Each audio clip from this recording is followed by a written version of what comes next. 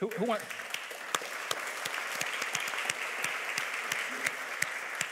I'll let you go first, David.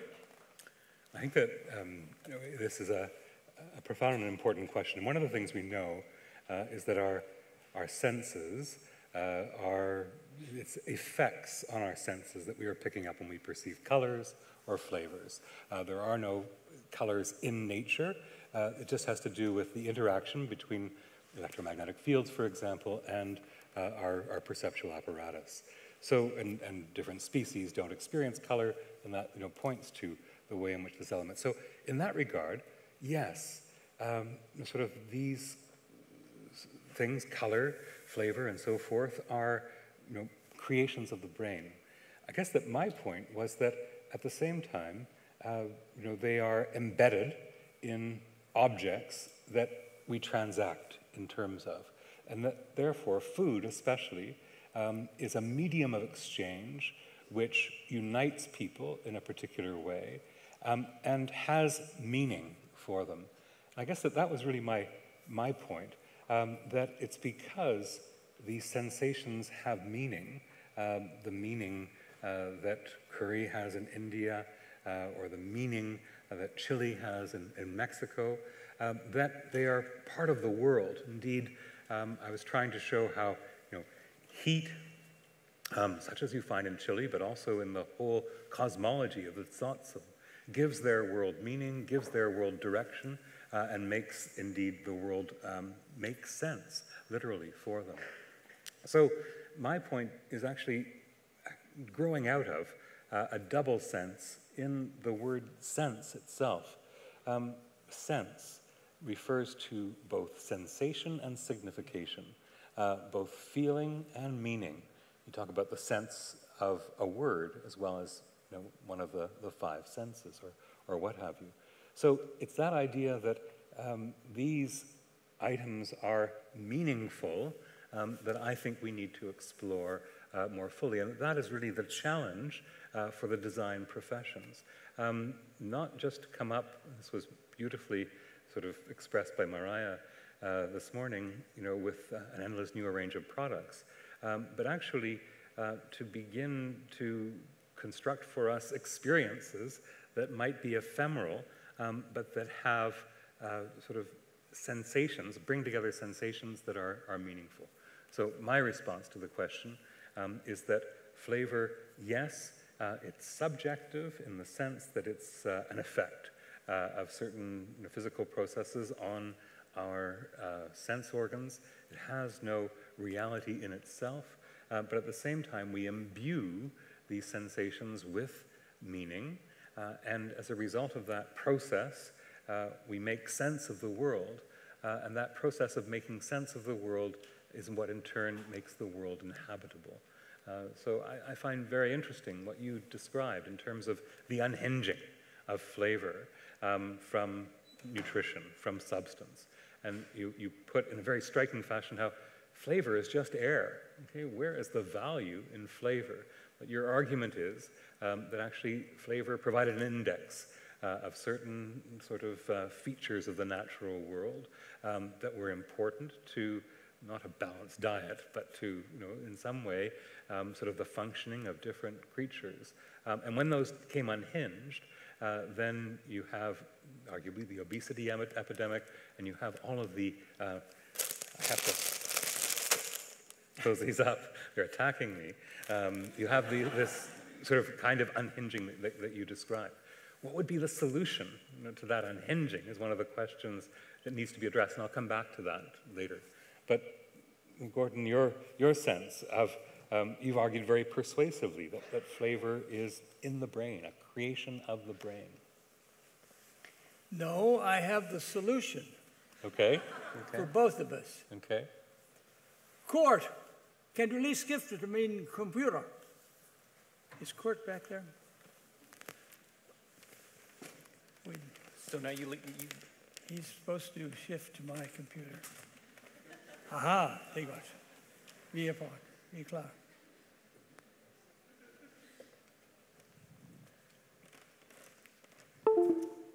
So, there's a picture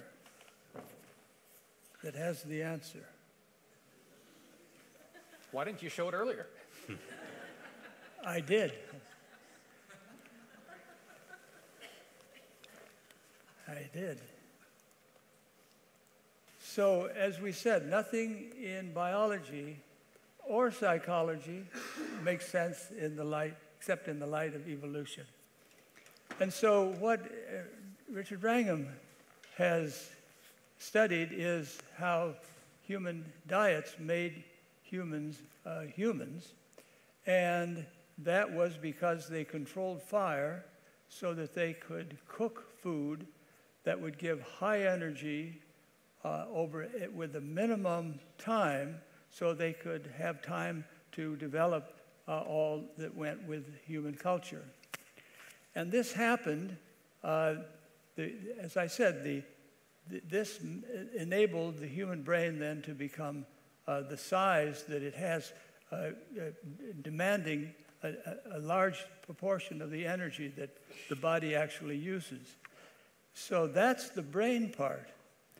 But the way that that happened was through the ability to control fire within a social context. That required a social organization of the early humans so that they could control fire, and once controlling fire to be able to cook, then to develop I hardly need, David, you can explain this, to develop the complex human society that enabled the males mostly to go out and hunt and bring back the food in the form of meat that provided the very high energy, while the berries and other things picked by the gatherers were brought in. Everything had to be accumulated within this complex social organization so that nobody took more than their share. And then it was then prepared and consumed around the family hearth. And so my response is that the brain creates the sensation in the same way that the brain creates color, but the ability to create a brain that could appreciate those things and all the other things that go with the human brain was produced by a social organization. And so I would say the family hearth is the glue that bound it all together. Could one use as a metaphor language? There's a book open in front of me which is in Danish, and I can't understand anything. So it is meaningless. You want me to translate that? It's meaningless to me without knowing Danish. Yeah. But if I were to learn Danish and read it, these symbols that on their own have no meaning, no coherence, plug me into a social experience. Yeah. In which, on some level, my brain is connecting with thoughts in their brain. Is that a helpful metaphor, would you say? Well, that's another occasion where yes, the brain is central to what is created, but everything then occurs through your interaction with your environment or with the humans in it. So, I mean, David, this is you. This is. Okay. Okay. I plead complete allegiance to your field of anthropology. We should have more of you. I definitely. Okay. Okay. I mean, it wasn't just a job, or an employment scheme for anthropologists. No, I'm convinced. But I think that really, the interest lies in what you're saying is that for a certain brain organization, you need a certain social organization, and these are the kinds of dependencies that really need to be explored. And that was, I think, really the point that I was trying to get at as well. You talk already about the interaction of multiple senses in the production of flavor. You talk about how actually it's not taste, because there's only 4, maybe 5 tastes. They have sort of very little discriminatory power. That's actually the interaction with odor that is key in that element. Is Charles Spencer. And led indeed. the way for us. And one of the questions that I had, because I would bring this question of practice or techniques of perception to the table. What was interesting was the idea of retronasal olfaction being where the experience of flavor comes from. Now, we're familiar with various traditions in the world having to do with yoga, where you control the breath. Okay? And so how might one begin to look, and I suspect that it's not just in yoga, I suspect that there's lots of different ways in which we breathe, differently for different reasons. But that practice of breathing, because yes, breathing happens automatically, but it also is a cultural practice which can be shaped as it is in yoga. How is that going to impact, the experience of flavor? Might there be techniques of breathing that would be sort of integral in that regard? And I just want to bring out, if I may as well, that what you brought out about, the centrality of smell is really interesting. So why do we have such a desultory view of smell in the present? And really, we find if we go back in history, likewise, a very exalted idea of smell. Smell is associated with the breath. The breath in Latin is spirit, spiritus. And so actually smell is the spiritual sense and is a very important sense, more important even than vision, for example, in the Middle Ages, because of things like the odor of sanctity, whereby you could tell whether somebody was indeed had grace or not from actually their smell. Now, we in our society now think of smell more as an animal sense. Okay? We think of sort of dogs sniffing and so forth. So smell has been demoted to an extraordinary extent culturally, and what you're trying to do is actually get us back to appreciating smell. But you've got a big battle in front of you because you've got Darwin and Freud both saying that as a result of the assumption of an erect posture, there's a diminution of olfactory signals and that's because they only knew about orthonasal smell. Okay. Right? Right. Because orthonasal smell occurs here, but retronasal smell is always there every time we consume food. Okay. And every time we consume food, we stimulate all the other senses. And all the other senses, particularly taste, get all the credit because retronasal smell turns out to be, and we'll get Paul's view on this, unconscious. So I challenge everybody at dinner tonight to think, gosh, isn't this a wonderful taste of this food? And it's all coming from retronasal smell. You won't be able to figure that out.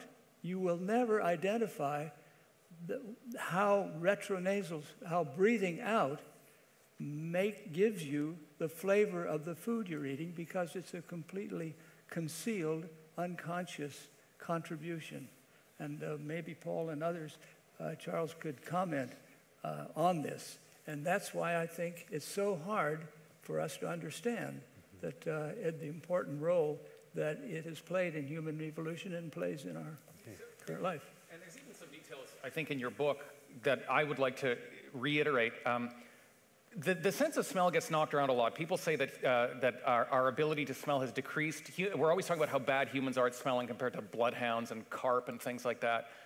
But that picture is incorrect. But as Gordon says, what we're really not good at is orthonasal smell. So if you compare a dog's snout to a human nose, it's longer, and they have better control over their breathing. So when the air enters a dog's snout, it warms up, which means they're better, it improves the quality from a sniffing point of view, and their smell receptors are more aimed at the incoming air, and dogs can actually modulate what nostril they're sucking through, so they can figure out direction. So that's why a bloodhound can figure out where something is. Humans are not good at this, but that doesn't mean that we're somehow dumb. I've read all sorts of books that say the sense of smell in humans is insignificant.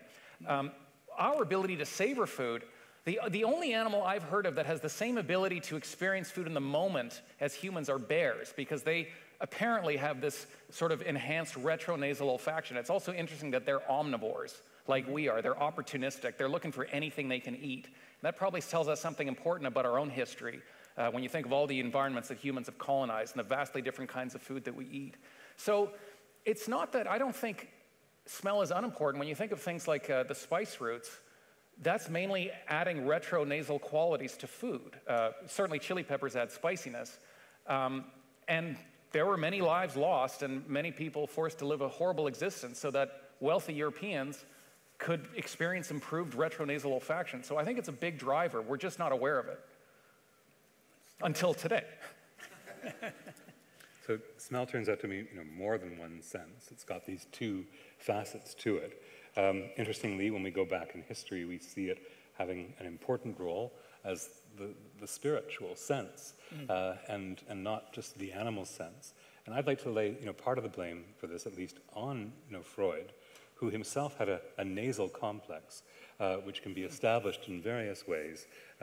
He had a friend, Wilhelm Fliess, who he sort of admired very much, who had a very strange notion of the nasogenital complex, and therefore operated on one of Freud's patients by the name of Emma Eckstein and botched the operation. Freud was deeply shocked and also perturbed by this, seeing the results, and arguably from that date, which resulted in the end of his friendship with Fliess, but also Emma herself saying to him, when he fainted, seeing what Fliess had done in front of her, challenging his masculinity, that he wasn't able to sort of withstand this. So anyway, a long story, but just to point to a way in which Freud writes smell, and the sense of smell, out of culture and out of history, effectively, by virtue of, as a result of his own never being able to come to terms with his smell, his own sense of smell. That becomes foisted on the culture, and so we keep on repeating this story. And what is it that we're resisting in the sense of smell that causes us to sort of put all these sort of qualifications on it? Also, it's the sense that doesn't make it into language. You raised the question before of the ways in which language is key to cognition. Why is smell repressed as far as linguistic expression, communication? I think that has to do with what Gordon pointed to earlier. It's very difficult to describe smells the same way it's difficult to describe faces. So I always wrestle with wine writing because there's a tradition of wine writing. It changed a lot in the 1960s when wine writing became technical and kind of professional. So instead of referring to wines as being immature or noble, which are very metaphorical, people would start to say things like, with notes of wet grass, saddle soap and something else. And it sounds awfully precise, but I think it's BS. For the reason that it's not an accurate description. And when you actually, and Gordon references someone who studied this, when you actually start to compare the notes of some of these very technical wine writers, there's very little overlap. So often they can be in the position of writing to themselves. Now, that's not to say that the sense of flavor is useless or misleading. It just means we have a very difficult time. It's actually so complex that words aren't any good. If you start to add, if you take like a vial of flavored water that has an aroma of apples and you start to add little drops of cherries, with each drop, it changes subtly. So when we think we have this precise vocabulary for describing aromas, what is it, something like where the human nose is capable of detecting something like 1 trillion aromas, which was the figure that was published a couple years ago. Yeah. It's a lot, whatever it is. And think of how many words you'd need to try and convey a sense of accuracy. I don't think we can do that. And I think that's the problem, is that it's very not object-oriented, and it's difficult to describe. Whereas, if you describe something like a car going down the street, or the thief proceeded on foot for 2 blocks, that's okay, that's useful information. I can act on that. But food and flavor is more challenging. Well, I think it is pattern recognition.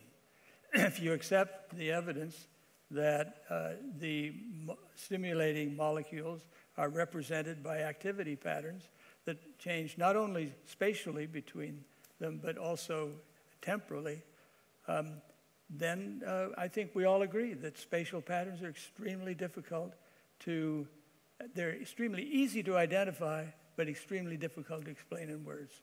And I think that's true then to the extent that any system is based on a pattern, whether it's vision or whatever. We see that it all depends on how complex the object is. And so you argue that flavor recognition is akin to facial recognition. Yeah. And there's sort of a special faculty for that. Yes, and it doesn't mean that flavors are like faces. It means that flavor patterns are complex like facial patterns are complex. And so to me, that also gives us access to all of the technology that is being developed for object recognition in vision. I had a question about that, because one of the things that struck me, you talk about a smell image and a visual image, that they both have to do with these spatial frequencies that become patterns of neural activity. So in that regard, the argument is that they can be approached identically. Now, my question is... Analogously. Analogously, okay. Is that, however, a kind of assimilation of the process of smell to the visual? And I ask this because I think of the phenomenal experience, not the neurological, but the phenomenal experience of looking at an apple and tasting an apple. Yeah, yeah. Okay, now, when I look at an apple, I appreciate its form, and it has an externality. When I taste an apple, that subject-object distinction disappears, and it becomes me. Now, in that regard, should we be using, work done on the visual sense to understand the olfactory sense, or do we need to recognize it as autonomous? Now, I wonder. Yeah, because there's an analogy which reveals, but might it also conceal? Yeah, well, I've only got so far as to say that when you bite into the apple and sense the aroma, that you are creating a spatial pattern that's in your brain that's analogous to the visual pattern. The apple isn't very complex, but is analogous to the fact that it's a spatial pattern, and that you therefore are in the domain of spatial pattern recognition, which is a vast field. And that, to me, is one of the great missed opportunities of smell, is to place itself in the mainstream of medical and biological analysis, in which you can take advantage then of all the other technology that's being developed that could be applied to our field. But one thing about that move, because I think it's a critical one, is also that it was traditionally, vision was referred to as the spatial sense. Hearing and the other senses were temporal. Okay? In that hearing a sentence, for example, it has to unfold in time. So space was downplayed in the case of those senses, correctly or not? Well, now that we know, for a long time it wasn't known how frequency was represented in the brain. It took several decades of work, and finally in the 70s, the patterns, the maps of frequency were revealed, and I showed you a couple of examples of that. And once they were revealed, then it was clear that at least frequency has a representation in the brain that's a spatial pattern. Okay. So, and then that idea then has also of an image has been applied to a motor image for control of the limbs. And as you see, it can be applied to any distribution of activity in relation to a behavioral state that then becomes an image of whatever it is, a desire or a craving or other behaviors. So is that old idea of vision as a spatial sense, hearing and smell and so forth as a temporal sense, sort of incorrect fundamentally? No, I think we now think of them all as spatio-temporal. Right. All spatio-temporal. Right. The problem was at an early stage when people began to say, well, the spatio-temporal, we had no evidence. And so, yes, well, it's sort of hand-waving. Oh, hearing is spatio-temporal. Well, that doesn't help you unless you have evidence of what the space and the temporal and how they relate are. Right. So, but I come back to the fact that I see everything. So the focus on the brain as creating, not just responding, but actually creating, gives you a perspective in which flavor reaches out or brings in a vast array of things that are involved, that humans are involved in. And if I could end with have at this point one more slide to illustrate that. Please. So let's see here. Okay, we can go really fast.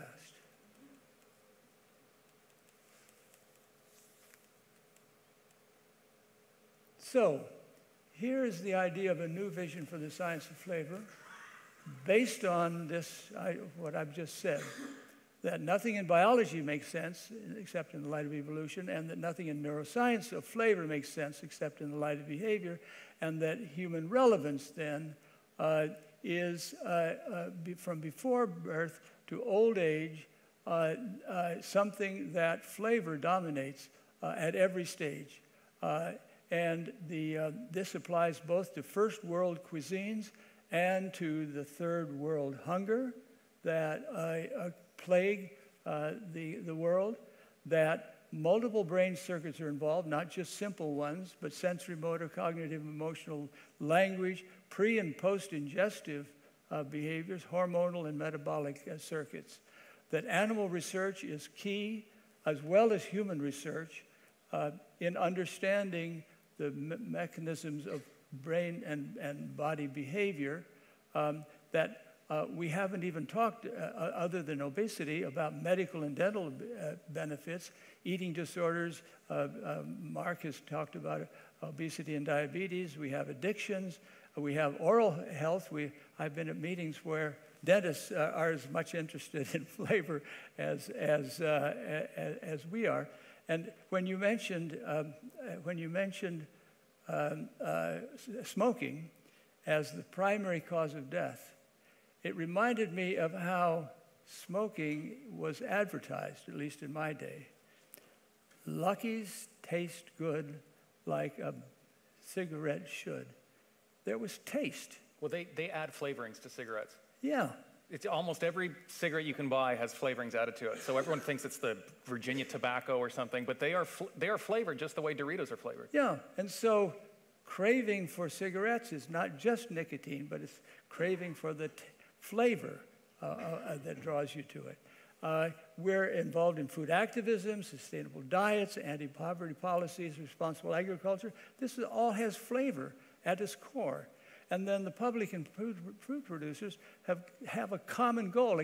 We're opposed to each other, but we ought to be working together, and that's really hard. And then your comment about spices reminded me that the trade routes that went out to get the spices and bring them back in the great sailing ships established the trade routes for the world economy in the 18th and 19th century. And those trade routes then are the basis for the trade routes that then we now have. And so flavor has played this incredible role just in the economic life of humans. So I think we have, those of us working on flavor have a tremendous opportunity to identify parts of society where we can make a real contribution. And so it seems to me that should be one of the inspirations we should have from this. But can I ask you, Mark, based on that, what does flavorful mean to you? Because you seem to talk about the problem of an excess of flavor. Well, yeah, so people often talk about wanting big, bold flavors. In the 1990s, the theme in the flavor industry was big, bold flavors. Everybody, and you often see this when a fast food restaurant's advertising a burger. They talk about, it's usually big language they use, half-pound Angus burger, bold, fiery Texas flavor. The truth is no one's really interested necessarily in big or bold flavors. You can take spices and you can take Tabasco sauce and make a paste out of that and eat it. It'll be awful. And that's like super intense flavor. What we're really after is pleasure, is a hedonic experience. And we often think the way to get there is through big flavor, but it's very often not. I remember I was in Japan and I went to one of those places that sells absurdly expensive tofu. And it was just the most subtle texture. It just sort of floated down your throat. It was deeply pleasurable, but I don't want to say it was flavorless, but it was extremely subtle. So what we're really after in life is deliciousness, is a pleasurable experience. If you take those flavor compounds I talked about in the tomato, the 26, and you crank them up, the tomato will taste awful. At a certain point, they start to smell like things like modeling glue. And I think there's actually a bit of a clue here into why we get into arguments over whether or not flavor's in the object or in our brains. And that is because the human mind, the human brain, our sensory apparatus is not geared towards accuracy of measurement.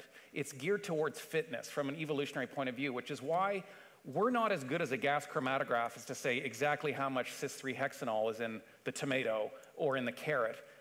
It speaks to us unconsciously, and that part of our brain is very good.